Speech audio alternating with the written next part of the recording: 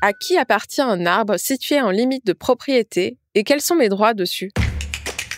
Vous écoutez un podcast imaginé par Le Particulier, le média de référence pour mieux connaître vos droits au quotidien. Aujourd'hui, nous répondons à la question de Laura. Elle est embêtée par un pin très haut qui pousse à seulement quelques mètres de sa maison.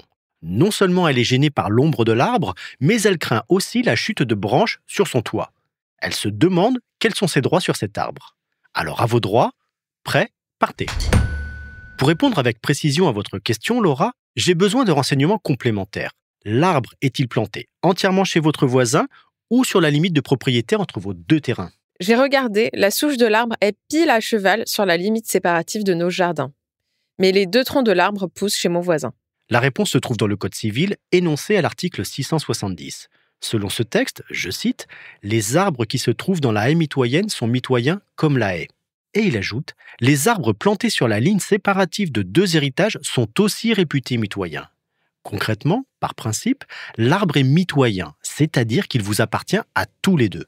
Mais qu'en est-il lorsque les troncs qui sortent de cette souche poussent en direction d'un terrain plutôt qu'un autre ? Eh bien, selon la jurisprudence, l'orientation des troncs importe peu. C'est la position de la souche qui est déterminante et en l'occurrence, elle est mitoyenne. Et quels sont mes droits sur cet arbre ?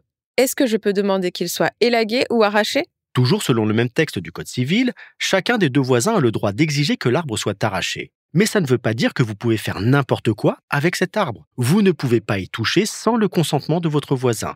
Sinon, vous commettez une faute et il serait en droit de vous réclamer un dédommagement. Si vous souhaitez que l'arbre soit simplement élagué pour diminuer la gêne, tentez d'obtenir un accord amiable. Et si vous n'arrivez pas à trouver un terrain d'entente, vous pouvez lui indiquer que vous demanderez l'arrachage pur et simple de l'arbre, au besoin devant le juge judiciaire. Je suis Arnaud Saugera, journaliste au particulier. Merci d'avoir écouté cet épisode.